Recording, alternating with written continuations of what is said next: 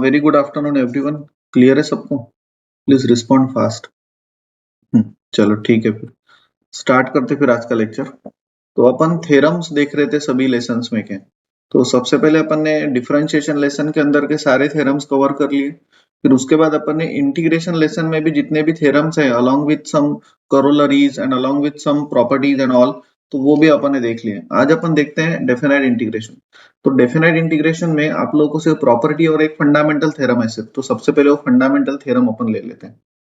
चलो ध्यान देना, ये 4-5 लेक्चर्स में ये सारे जो थ्योरम्स है, लेक्चर्स नहीं बोल सकता हूँ लेकिन 4-5 दिन में अपन थोड़ा एक्स्ट्रा लेके almost up to 2 to 5 days में ये कंप्लीट कर लेंगे। ज्यादा टाइम लगेगा नहीं। 2 to 5 डेज इसलिए बोला, अगर एक एक लेसन एक एक दिन लिया तो 5 दिन लगेंगे। लेकिन अगर 2-3 दिन में अपन थोड़ा एक्स्ट्रा पढ़ लेते तो सब कुछ अपन कर सकते हैं। तो देखते हैं फिर आपके टाइम कन्वीनियंस के हिसाब से। तो आज अपन डेफिनाइट इंटीग्रेशन के थ्योरम और प्रॉपर्टी देख लेते हैं। तो सबसे पहला जो बेसिक थ्योरम है ना आप लोगों का, वो थ्योरम क्या है आप लोगों को आता है। जैसे कि इंटीग्रेटिंग लिमिट कोई भी है, लेट इट बी 0 to 1 है, और अंदर वाला मसाला suppose x square into D x है, तो आप लोग इसको सॉल्व कैसे करते हो? एक्स स्क्वायर का integration x cube by 3 and this is from limit 0 to 1। Upper limit minus lower limit, 1 अगर पुट किया एक्स के जगह पे तो 1/3, माइनस लोअर लिमिट 0 पुट किया तो 0 अपॉन समथिंग 0, तो आंसर कितना आ गया 1/3। समझे कि एग्जांपल, ये अगर एग्जांपल समझे तो ये आया कैसा। So this is what the theorem, first theorem जिसका नाम दिया है, पेपर में आ सकता है तो अपन पढ़ ही लेते इसको। तो थ्योरम का नाम है fundamental theorem of integral calculus. Fundamental theorem of integral calculus. चलो समझ लो। तो इसमें मैं एक लेट अज्यूम करता हूं कि कोई भी एक आधा फंक्शन है एफ ऑफ एक्स जो कि कंटिन्यूअस है, define on what a and b. So यहाँ पे लिखता हूं मैं कि let f of x be the continuous function, be the continuous function define on close interval a to b. तो अपन ऐसा लिख सकते हैं यहाँ पे 10 लिखो या इफ लिखो, एंड इफ इंटीग्रल जो भी f of x into D x है, इसका आंसर आता है let it be ji of x plus c s. तो ये अपन ने इंटीग्रेशन लेसन के अंदर भी पढ़ा था, राइट। एक अज्यूम करते हैं, चलो ठीक है। यहाँ तक समझ गया ना? तो अभी ध्यान दीजिए। तो अगर यही इंटीग्रेशन में कंसिडर कर रहा हूं, लेकिन बस इसको अभी इंटीग्रेटिंग लिमिट दे देता हूं, तो देन तो इंटीग्रल जो भी f of x into D x है, इसका मतलब क्या होता है? इसका मतलब होता है g of x plus c, right. तो अगर मैं इसको इंटीग्रेटिंग लिमिट दे देता हूं from let it be a to b, तो ये जो आप निकाल रहे हो आउटपुट, इसको भी लिमिट लग जाएंगे फ्रॉम ए टू बी। ए बोले तो कौन है लोअर लिमिट एंड बी बोले तो कौन है अपर लिमिट लगे। तो यहाँ पे लिख लेते हैं वेयर वेयर ए का मतलब है लोअर लिमिट और जो बी है उसका मतलब है अपर लिमिट। अगर आता है तो पूरा लिखना पड़ेगा स्टेट बोर्ड में आप लोग। चलो आगे बढ़ते हैं। So therefore now integral A to B F of x into D x equals to, चलो अभी सबसे पहले अपर लिमिट सब्सटीट्यूट करते हैं। तो अपर लिमिट अगर सब्सटीट्यूट करेंगे तो ये आएगा कौन?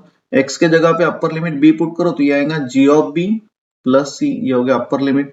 अब माइनस लोअर लिमिट पुट करते हैं, लोअर लिमिट कितना है a, तो ये हो जाएगा फिर g of a plus c।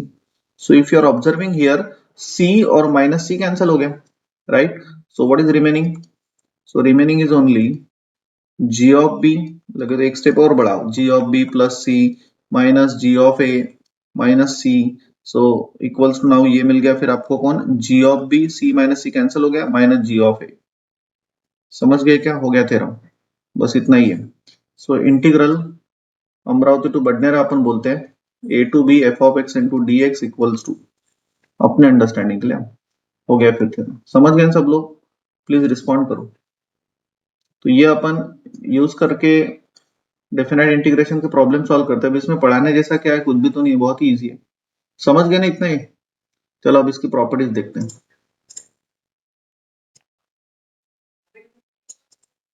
Property. Now can anyone tell me what is the first property of definite integral? Anyone? Properties of definite integration. हाँ कल्याणी। वेरिएबल चेंज करने से कोई फर्क नहीं पड़ता। Very good. वेरिएबल चेंज होने से इंटीग्रेशन को कोई फर्क नहीं पड़ता। This is the first property.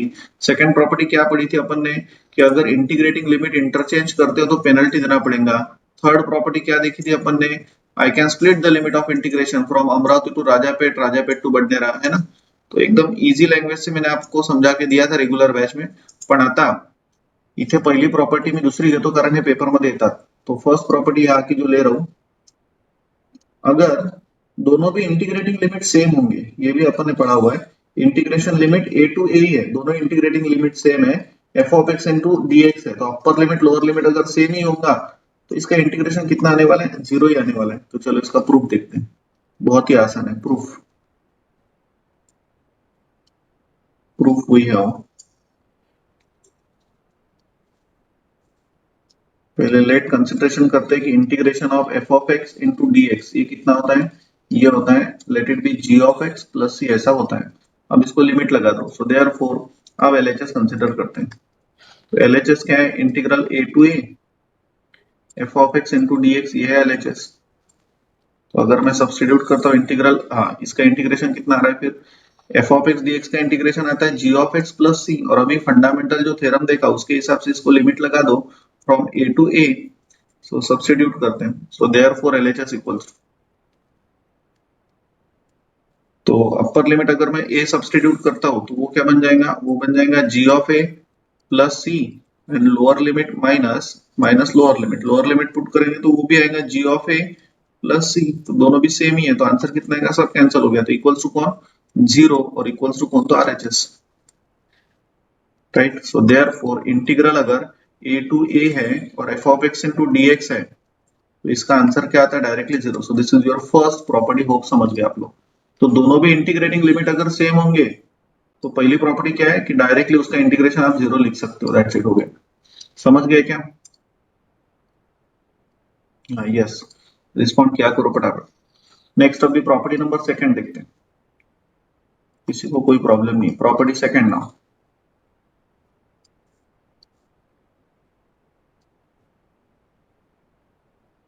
इसको नाम देना था अपन, जस्ट अ मिनट।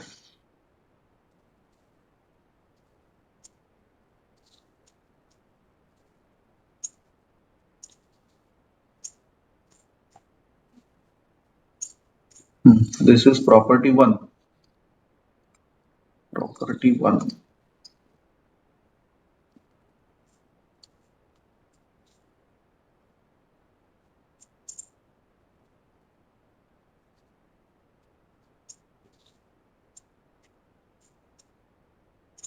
समझ लो।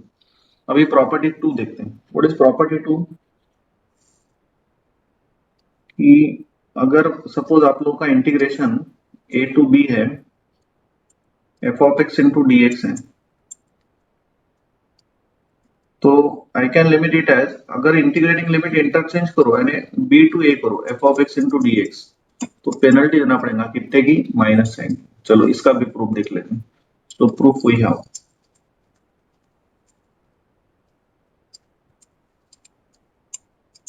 आप खुद होके भी कर सकते इसका प्रूफ। अभी वही कार्यक्रम, लेट सबसे पहले integration of F of x into D x अगर लेते हैं तो इसका आंसर अपन कितना यूज करते हैं? G of x plus C, ए अपन कंसिडर कर रहे हैं, राइट। चलो एक एक सॉल्व करते हैं अभी। जैसे कि एलएचएस अगर अपन कंसिडर करते हैं, एलएचएस, तो what is LHS? LHS is integral A to B F of x into D x. तो इसका आंसर कितना आता है? इसका आंसर आता है जी ऑफ एक्स प्लस सी, और इसको लिमिट दे दो फ्रॉम ए टू बी, ऐसा, राइट।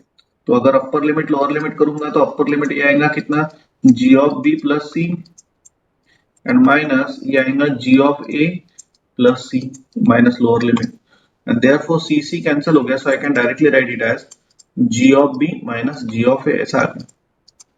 समझ गए फिर, है ना। अगर मैं यहां से अभी माइनस साइन कॉमन ले लूं सपोज, तो ये क्या बन जाएगा, ये बन जाएगा g of a minus g of b, ऐसा बन जाएगा। बोलिए समझे क्या, this step is very important. Hello, ये समझे क्या, and equals to minus time, अब ये उल्टा हो गया ना, lower limit minus upper limit, ऐसा हो गया ना। तो ये इसके लिए मैं ऐसा लिख नहीं सकता कि फिर जैसे a टू b था तो इसको मैं b टू a लिख सकता हूँ, f of x into D x, और यही कौन है तुम्हारा RHS, यही है तुम्हारा RHS। So therefore LHS equals to RHS मिल गया। So therefore integral a to b f of x into D x is equals to, इसको मैं लिख सकता हूँ minus time b to a f of x into D x. समझ गए क्या सब लोग, हेलो। आयुष, कल्याणी, मुकुंद, प्रणव, राधा, राघवी, तनया, वैभवी, अरे क्लियर है ना, कोई प्रॉब्लम नहीं है ना यार, समझ गए ना दोनों भी। चलो ठीक है, आगे बढ़ो। आप फटाफट रिस्पॉन्ड करोगे तो मैं फटाफट आगे बढ़ता हूँ, यानी इतना टाइम नहीं लगेगा, आप पढ़ाई कर सकते हो फिर घर पे। और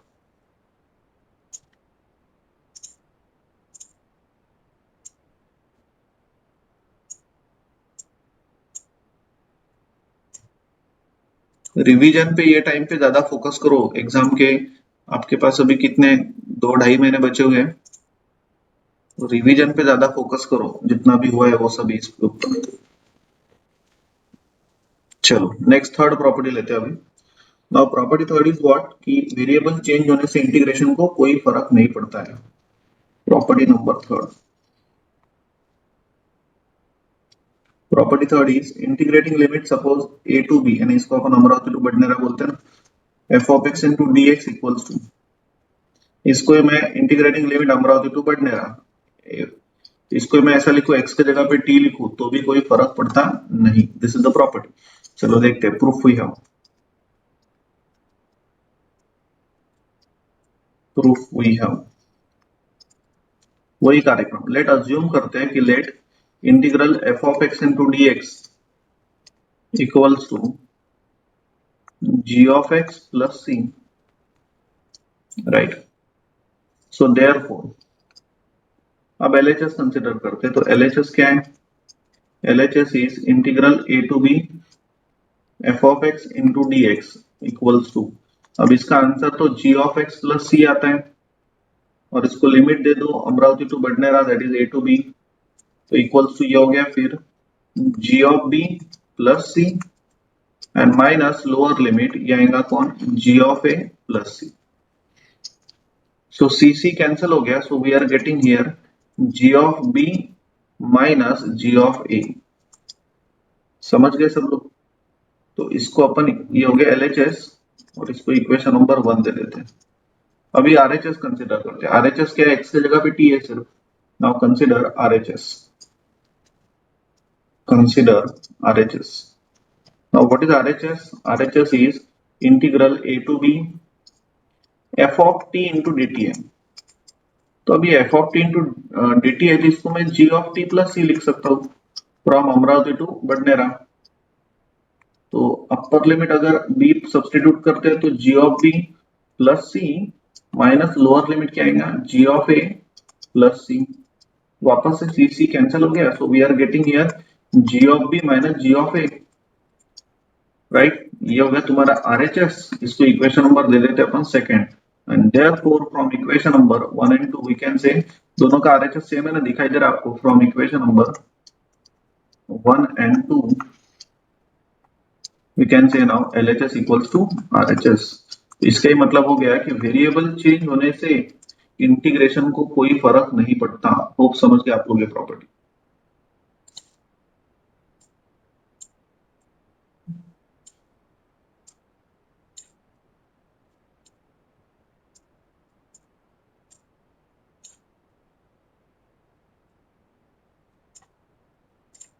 So therefore integral a to b f of x into dx equals to integral a to b f of t into dt। समझ गए फिर आप सब? हो गया हेंस प्रूफ।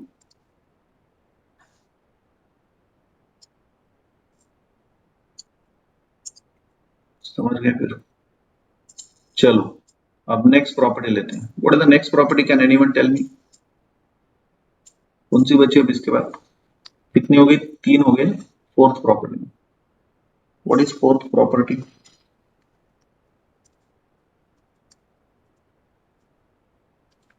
हाँ यस, फोर्थ प्रॉपर्टी क्या थी? एक लिया था ना अपन ने, I can split the limit of integration from Amravati to Rajapeth, Rajapeth to Badnera, ऐसा। तो जैसे कि इंटीग्रेटिंग लिमिट आप लोगों के इंटीग्रेशन अमरावती टू बडनेरा यानी a to b f of x dx है, बराबर है। तो इसको अपन लिख सकते हैं plus from Amravati to Rajapeth and plus from Rajapeth to Badnera, ऐसा पढ़ाया था मैंने आपको। अब बीच में और कोई स्टेशन आते तो वो भी लेते जाओ, चलता है, कितनी भी बार स्प्लिट किया तो भी चलता। f of x into dx, यहाँ पे भी integration f of x into dx। चलो देखते हैं proof. So proof we have, proof we have. हाँ बोलो अब कैसे सॉल्व करूं? तो मैं यहाँ पे RHS सॉल्व करके, पहले तो वो बोल देना आप लोगों ने कि let integration of f of x into dx, इसका मतलब अपन क्या कंसिडर कर रहे हैं? g of x plus c होता है। ये अपन ने इनडेफिनेट इंटीग्रेशन में देखा था। सो देयरफॉर नाउ यहाँ पे आप कंसिडर करते हैं सबसे पहले RHS। RHS है integral a to c f of x into dx and plus integral c to b, ये है f of x into dx, right. तो f of x into dx इसका इंटीग्रेशन कितना आता है? g of x plus c, this is from limit a to c and plus इसका भी कितना आता है? g of x plus c, this is from limit c to b। Now doing upper limit minus lower limit, upper limit put करते तो ये आएगा g of c plus c minus lower limit, ये आएगा g of a plus c। ये हो गया पहला ब्रैकेट। अब दूसरा प्लस, अपर लिमिट सब्स्टिट्यूट करते तो ये आएगा कौन? g of b plus c and minus lower limit substitute करते तो ये आएगा g of c plus c। Sorry lower limit ना, हाँ ये सही है। So equals to now bracket खोल दो तो g of c plus c minus g of a minus c plus g of b plus c minus g of c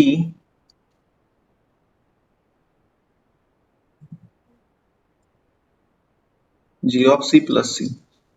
तो यहां से देखो ये c तो कैंसिल हो रहा है ना, गड़बड़ होगी क्या? इथे माइनस पहले। तो यहां से ये c, ये c, ये c और ये c तो कैंसिल हो गया, चारों भी c कैंसिल हो गए। उसके बाद और क्या कैंसिल हो रहा है? Hello anyone? उसके बाद ये g of c और g of c भी कैंसिल हो रहा है ना, ये दोनों भी कैंसिल हो रहे हैं। So what is remaining here? ये remaining is minus g of a and plus g of b। तो इसका ही मतलब remaining is g of b minus g of a, ऐसा। और इसका ही तो मतलब होता है, इसका मतलब क्या होता है फिर? इसका मतलब होता है इंटीग्रल, इंटीग्रल a से लेके तो b तक अपर limit minus lower limit f of x into कौन? dx। और RHS क्या है तुम्हारा? RHS वो स्प्लिटेड वर्जन है ना, तो यही कौन हो गया? यही हो गया कौन? LHS। So therefore RHS equals to LHS मिल गया आपको। That is we can write a to b f of x dx is equals to कितना? तो इसको मैं लिख सकता हूँ a to c f of x dx and plus from c to b f of x into dx। समझ गए सब लोग फिर? हेलो क्लियर है ना? हो गया ना हेंस को? चलो 4 प्रॉपर्टी हो गई और 5वीं property. Can anyone tell me fifth property कौन सी थी?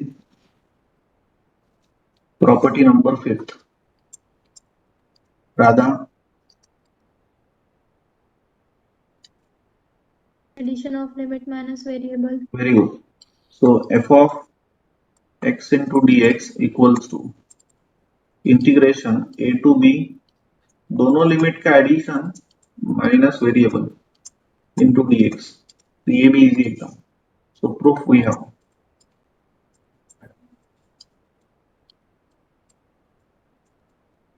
बोलो कैसा करेंगे? तो इनिशियली तो वही बोलना आप लोगों ने कि let integration of F of x into D x equals to G of x plus C, ऐसा होता है। तो अभी यहाँ पे भी मैं RHS पहले कंसिडर करता हूँ, क्योंकि RHS में स्कोप है, उसको सॉल्व कर सकते हैं अपन, क्योंकि यहाँ पे एक ही फंक्शन है, वेरिएबल है x, बराबर है ना, वेरिएबल x है, यहाँ पे वेरिएबल इतना बड़ा है, तो अपने को एक ही वेरिएबल में कन्वर्जन करना है, इसका मतलब वहां पे सब्स्टिट्यूशन करना पड़ेगा कुछ ना कुछ। तो integral a to b f of a plus b minus x into D x. तो अभी क्या करेंगे, एक ही वेरिएबल चाहिए अंदर में, और वेरिएबल चेंज होने से इंटीग्रेशन को कोई फर्क नहीं पड़ता, ये अपने पहले भी देखा है सेकंड प्रॉपर्टी के अंदर, इसीलिए वो हिसाब से अपन यहाँ पे सब्स्टिट्यूशन करते हैं।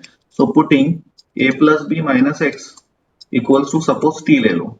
सो देयरफॉर इसको अगर डिफरेंशिएट करते हैं, differentiating with respect to x, right. अब जान दो, इतना लिखो मत आप, डायरेक्ट भी इसको लिखा तो चलेगा। तो ये आएगा कौन, माइनस dx इक्वल्स टू कौन, dt। So therefore dx equals to कितना हो गया, माइनस dt। समझ गए? अब लिमिट चेंज हो जाएंगे व्हेन, जब x के लिमिट्स a की तरफ जा रहे हैं, यानी जब x इक्वल्स टू a है तब t कितना होगा, और जब x इक्वल्स टू b है तब t कितना होगा। अगर मैं x equals to a put करता हूं, a, तो ये a कैंसिल हो गया ना, तो बचा कौन, b, बराबर है। और जब मैं x equals to b put करूंगा तो b भी कैंसिल, बचा कौन है, यहाँ पे लिखता हूं a। So therefore now RHS के अभी लिमिट्स हो गए,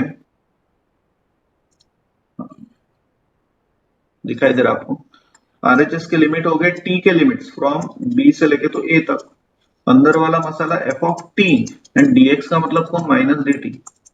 समझ गए आप लोग, है ना? आगे बढ़ते हैं। तो इक्वल टू नाउ, अब अगर मैं इसको t के लिमिट b टू a है, तो इसको अगर मैं a टू b लिख लेता हूँ, f of t into dt लिख लेता हूँ, बिकॉज जो माइनस है ना वो गायब हो गया। माइनस क्यों गायब हुआ, लिखेंगे यहाँ पे by property of definite integral.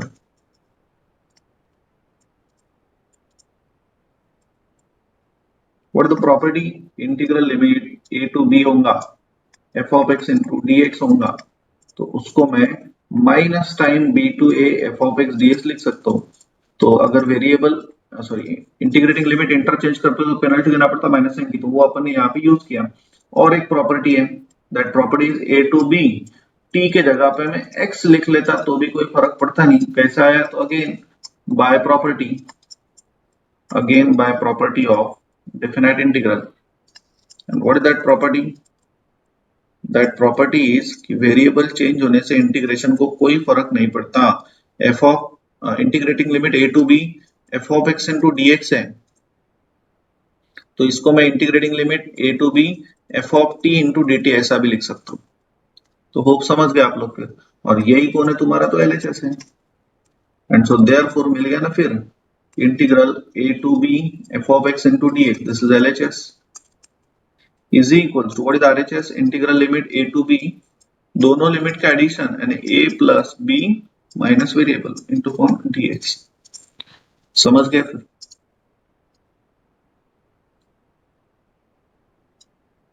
Clear हो गए सब लोग? तो इजी है ना प्रॉपर्टी सब। चलो नेक्स्ट आगे बढ़ते हैं। किती झाला प्रॉपर्टी, 5, 6 नाउ, प्रॉपर्टी नंबर 6। बोलिए what is property number 6। Same he property है, बस इंटीग्रेटिंग लिमिट अभी 0 टू a लेते हैं, f of x into dx। तो दोनों लिमिट का एडिशन यानी 0 प्लस a यानी a, तो ये हो गया f of a minus x into dx ना। सो प्रूफ हुई है।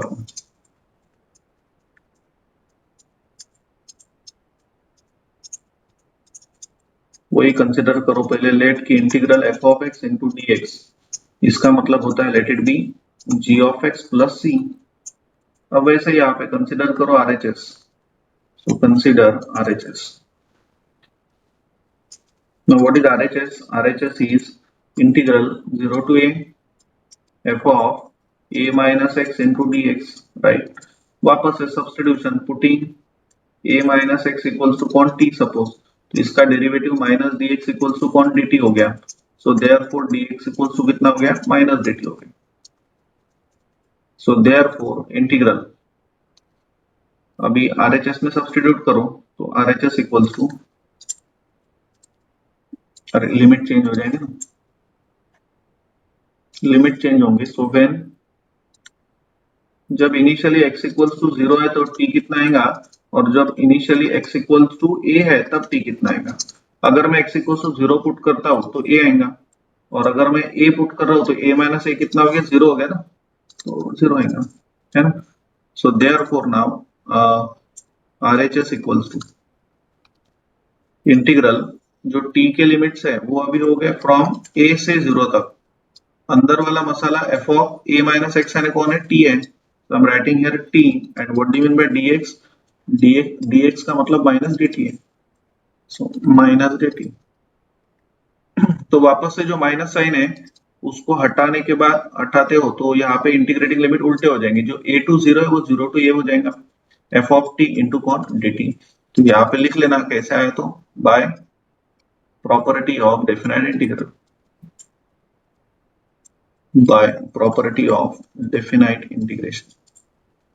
एंड वो प्रॉपर्टी भी लिखना, प्रॉपर्टी क्या है, integral a to b f of x into dx है, और अगर मैं इंटीग्रेटिंग लिमिट उल्टे करता हूँ यानी b टू a करता हूँ तो पेनल्टी देना पड़ेगा माइनस साइन की.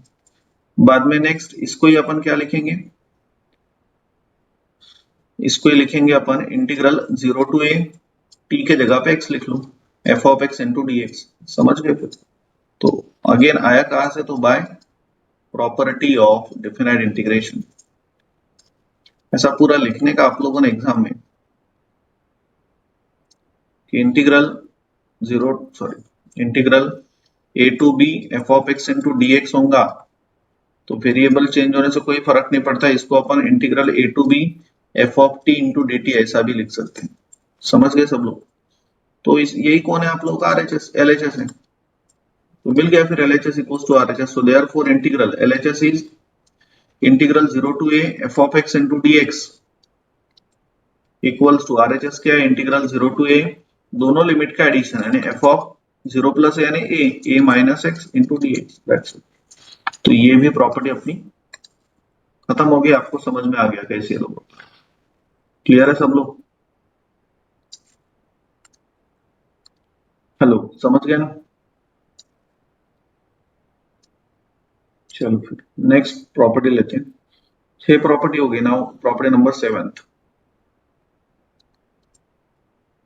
प्रॉपर्टी नंबर 7, आपको मैंने एक प्रॉपर्टी पढ़ाई थी, अगर integrating limit negative peak to positive peak limit होंगे तो उसके दो आंसर्स आते हैं, याद है ना. हेलो, याद है ना, दो आंसर्स आते हैं. एक आंसर आता है वो डिपेंड करता है अपॉन द अंदर वाला मसाला. अंदर वाला मसाला इवन होगा तो ट्वाइस 0 टू पॉजिटिव पीक लिखते हैं, और अंदर वाला मसाला ऑड होगा तो क्या लिखते हैं, 0 डायरेक्टली. तो प्रॉपर्टी था integral minus a to a f of x into dx होगा. तो इसके दो आंसर, एक आता है twice integral 0 to positive peak f of x into dx, और दूसरी आती है कौन, 0. दूसरा आंसर. तो ये कब आएगा, जब f ऑफ x क्या है, f of x is even function. That is, इसका मतलब इवन फंक्शन है जो फंक्शन माइनस साइन को खा जाता है उसको अपन इवन फंक्शन बोलते हैं. और ये कब, 0 डायरेक्टली जब f ऑफ x कौन रहेगा, ऑड फंक्शन रहेगा. इसका ही मतलब क्या हो गया, दैट इज ऑड फंक्शन है f of minus x equals to minus time f of x. ये मैंने सब आपको समझा के दिया था पहले, राइट. तो लगे तो और एक बार बोल देता हूँ, जैसे कि अपन एक आधा कोई भी फंक्शन कंसिडर करते हैं, f of x equals to suppose x square ले लिया, और अगर मैं यहाँ पे x की वैल्यू 1 रखता हूँ तो 1 का स्क्वायर कितना होगा, 1 होगा. वही अगर मैं 1 के जगह पे -1 रखता हूँ तो -1 का स्क्वायर भी तो 1 होगा ना. तो यहाँ पे जो f ऑफ -1 की वैल्यू मुझे मिली 1, वही वैल्यू f ऑफ 1 की है, तो दोनों सेम हो गया ना. इसलिए ये जो फंक्शन है ये कैसा, इवन है.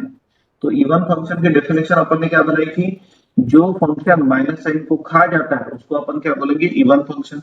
लेकिन वही सेकंड एग्जांपल लेते हैं, f of x equal to suppose x cube, और अगर मैं एक्स इक्वल टू 1 रखता हूं तो 1 का क्यूब कितना 1, और -1 अगर रखता हूं तो कितना आएगा, -1 का क्यूब कितना आएगा, तो -1। तो यहाँ पे जो एफ ऑफ -1 की वैल्यू आई वो minus what do mean by 1, 1 and F of 1। तो जो फंक्शन माइनस साइन को बाहर फेंकता है उसको अपन क्या बोलेंगे, odd function. Isn't it everyone? x के जगह पे 1 रखा, अब 1 के जगह पे x दे दो, ठीक है ना, अब बन गया ना फिर डेफिनेशन। क्लियर हो गई? That's it. तो जो फंक्शन माइनस साइन को खा जाता है उसको इवन बोलते हैं, जो फंक्शन माइनस साइन को बाहर फेंकता है उसको अपन ऑड फंक्शन बोलते हैं। चलो इसका प्रूफ देखते हैं फिर अब।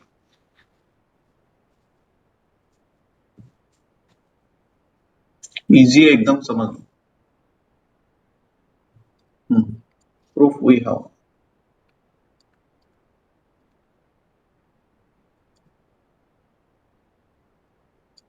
Proof we have. बोलिए। सो लगे तो आप लोगों को यहाँ पे लिखना होगा तो लिख सकते हैं ऐसा कि by definition of even and odd function. So according to definition, can I write for even function? Even function. पहले even function, even function में क्या होगा, f of minus x equals to क्या होगा, f of x।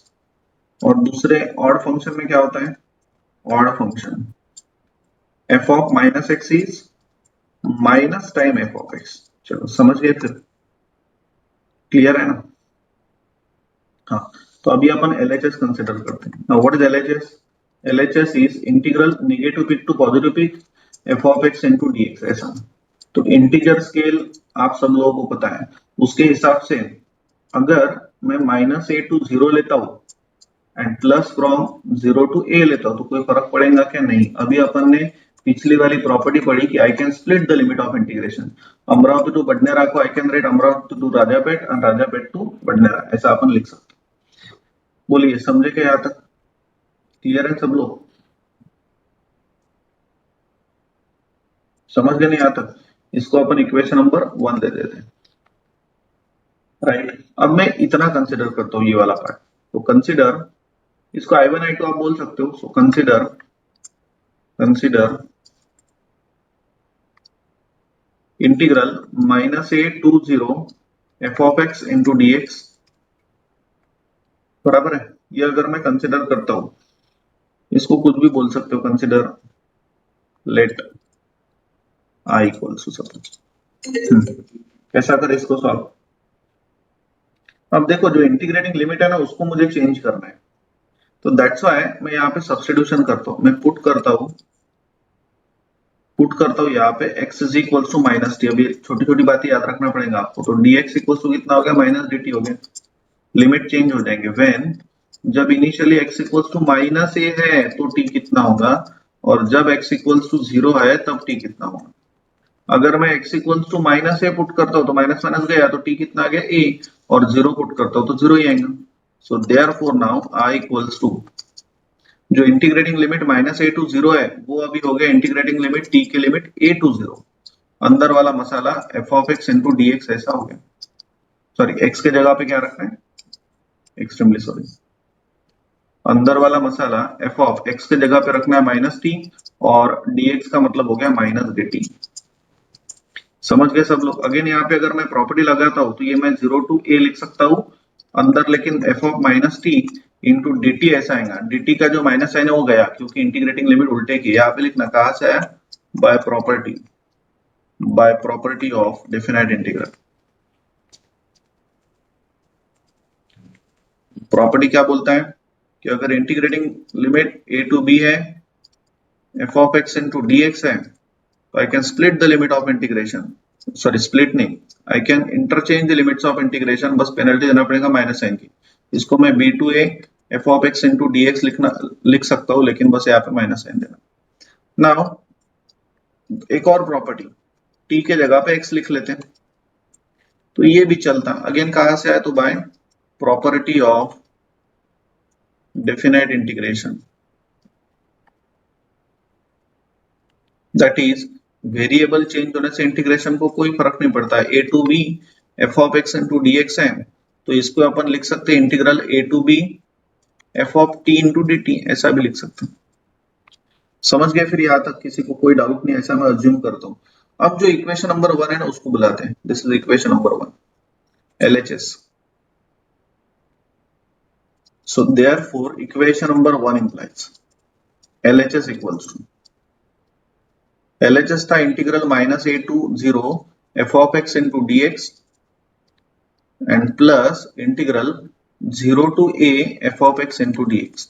और अभी अभी जो अपन ने अलग से कंसिडर करके सॉल्व किया वो ये है।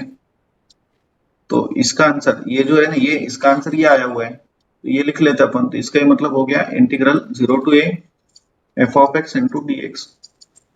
लगे तो इसको इक्वेशन नंबर आप लोग सेकंड दे दो, इक्वेशन नंबर सेकंड दे दो और यहाँ पे लिखो plus 0 to a f of x into dx। यहाँ पे लिखो आया कहां से, तो फ्रॉम 1, तो सॉरी 1 नहीं 2, फ्रॉम 2। तो समझ गए फिर यहाँ तक? अंदर वाला मसाला f ऑफ माइनस एक्स है, यहाँ पे f ऑफ माइनस एक्स है। क्लियर हो गया? अब दोनों भी इंटीग्रेटिंग लिमिट अगर सेम है, बराबर है ना, इंटीग्रेटिंग अगर लिमिट सेम ही है तो उसको अपन एक ही इंटीग्रेशन में से डाल सकते हैं। करना है तो कर सकते हो आप लोग, अदरवाइज ऐसा सेपरेट सेपरेट रहने दिया तो भी चलेगा। चलो अब अपन डेफिनेशन लगाते हैं। By definition of even and odd function, by definition of even and odd function। तो अगर सपोज फंक्शन इवन है, so if even function then f of minus X ही क्या हो जाएगा, f ऑफ x हो जाएगा, बराबर है। सो देयरफॉर जैसे कि ये जो इक्वेशन नंबर 1 जिसको अपन LHS बोला है, इसको दे देते equation number 3। So therefore equation number 3 implies LHS का मतलब क्या है, integral minus a to a f of x into D x.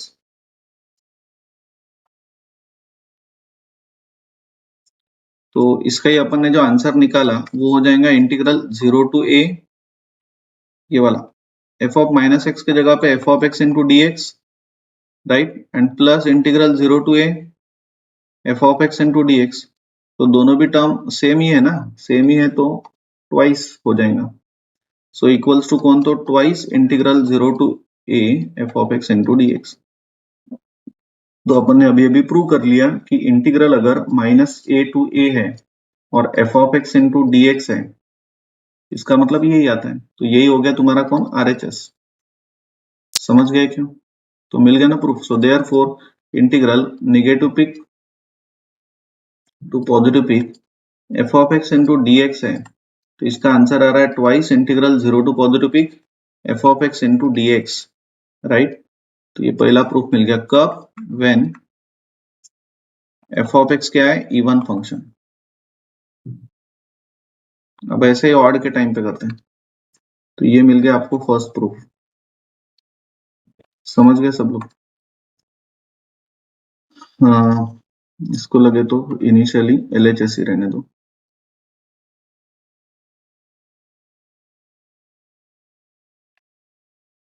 LHS, ये मिल गया आपको कौन, RHS। चलो ठीक है, फिर आगे बढ़ते हैं। अब second case, now when f of x is an odd function, so at that time then odd है तो f of minus x equals to क्या होगा, minus time f of x होगा। तो once again therefore equation number 3 implies, तो जो equation number 3 में LHS लिखा है अपन ने, तो वो हो जाएगा फिर इंटीग्रल, जैसे कि अपन ने क्या लिखा है, integral equation 3 0 to a f of minus x, 0 to a f of minus x का मतलब हो जाएगा minus time f of x into D x, क्योंकि ऑड लिया है, and plus integral 0 to a f of x into D x. तो यही जो पहला इंटीग्रेशन ये हो जाएगा minus 0 to a f of x into D x and plus integral 0 to a f of x into D x, तो दोनों एक प्लस है तो ये दूसरा माइनस है, सेम ही तो है, तो आंसर कितना आ गया 0 इक्वल्स टू कौन R H S. So therefore अपने को ये भी मिल गया कि integral negative peak to positive peak है, F of x into D x है, तो इसका आंसर डायरेक्ट आता है 0 कब, व्हेन एफ ऑफ एक्स कौन है, ऑड फंक्शन है, when F of x is odd function. तो इसीलिए मैं जो प्रॉपर्टी है वो ऐसा लिख सकता हूँ, फिर डायरेक्टली ये लिख लेता हूँ फिर इन जनरल। बोलिए समझ गए क्या सब लोग? हेलो, क्लियर हो गया ना सब लोग? हो गया फिर प्रूफ इसका।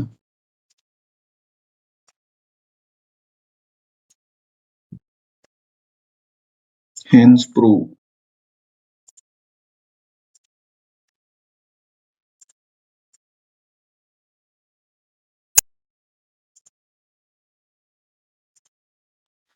समझ गए फिर सब लोग, है ना? चलो एक लास्ट प्रॉपर्टी बची अभी, that property is property number कौन सी, 8, प्रॉपर्टी 8।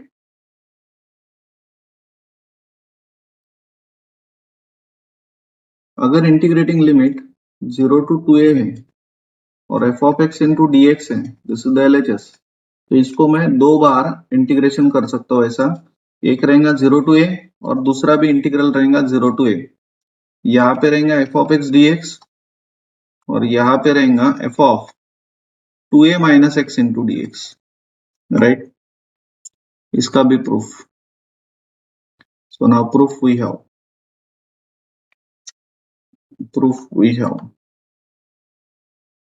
आप लोग ट्राई करोगे कि ये इसमें क्या करना है, मैं जरा तो आप लोगों को हिंट दे देता हूँ कि आप लोगों ने क्या करना है, ये आरएचएस कंसिडर करना है इतना, और आरएचएस में इसको I1 बोल देना, इसको I2 बोल देना, और फिर I2 आप लोगों ने अलग से सॉल्व करना। अब I2 अगर आप लोगों को सॉल्व करना है तो क्या करना पड़ेगा, अभी तक जो कि उसके हिसाब से एक हिंट लगती है कि 2a minus x equals to कोई तो भी एक आधा वेरिएबल t पुट कर देना। हेलो, समझे क्या? आगे बढ़ना, आपको ध्यान में आ ही जाता हूँ, अगर कोई प्रॉब्लम हुआ तो फिर मैं हूं, मेरे को पूछ लेना, मैं लगे तो ये सॉल्व करके दे दूंगा आपको। ये कर लोगे कि एक प्रॉपर्टी सब लोग? प्रणव, कल्याणी, मुकुंद, राधा, राघवी, वैभवी, आयुष, कर लोगे ना? तो चलो ठीक है, फिर तो अपन ने डेफिनेट इंटीग्रल की अभी सारी प्रॉपर्टी खत्म कर दिया। तो डेफिनेट इंटीग्रेशन के जो भी थ्योरम्स जिसको बोलते हैं आप या प्रॉपर्टी बोलते हैं, इसके अंदर कुछ है ही नहीं, एक थ्योरम है सिर्फ और बाकी तो प्रॉपर्टीज ही है। तो ये पूरा अपन ने ले लिया अभी, राइट? तो अभी अपन नेक्स्ट लेक्चर में लेते हैं। तो अभी ये जो पेपर 2 है, पेपर 2 के अंदर इंटीग्रेशन के अंदर, सॉरी डेरिवेटिव के अंदर, डिफरेंशिएशन लेसन के अंदर थ्योरम थे वो ले लिए, एप्लीकेशन ऑफ डेरिवेटिव हो गया, उसके बाद डेफिनेट इंटीग्रेशन हो गया, उसके बाद इंडेफिनेट हो गया, डेफिनेट भी हो गया। एप्लीकेशन ऑफ जो डेफिनेट इंटीग्रेशन है उसके अंदर तो कोई थ्योरम नहीं है, प्रोबेबिलिटी डिस्ट्रीब्यूशन के अंदर भी नहीं, बायनोमियल डिस्ट्रीब्यूशन के अंदर भी नहीं है। अब नेक्स्ट पेपर 1, पेपर 1 में मेट्राइसिस में कोई नहीं है, कुछ नहीं है, लॉजिक में भी कुछ नहीं है, वो सब लिया अपन ने जो भी था वो। ट्रिग्नोमेट्रिक फंक्शन, ये लेसन में बहुत सारे जो है, जैसे कि sine rule, cosine rule, projection rule, तो वो जो है ना, तो वो पेपर में आते हैं, तो इसलिए वो भी अपन लेने वाले हैं। तो अभी जो नेक्स्ट लेक्चर रहेगा उसके अंदर अपन देखते हैं ट्रिग्नोमेट्रिक फंक्शन, ये लेसन पूरा का पूरा कंप्लीट करूंगा, जितने भी थ्योरम्स है वो पूरे अपन कंप्लीट करते हैं नेक्स्ट लेक्चर में। तो ठीक है, फिर ये लेक्चर में यहीं पे रुकते हैं, बाकी नेक्स्ट लेक्चर में लेते हैं।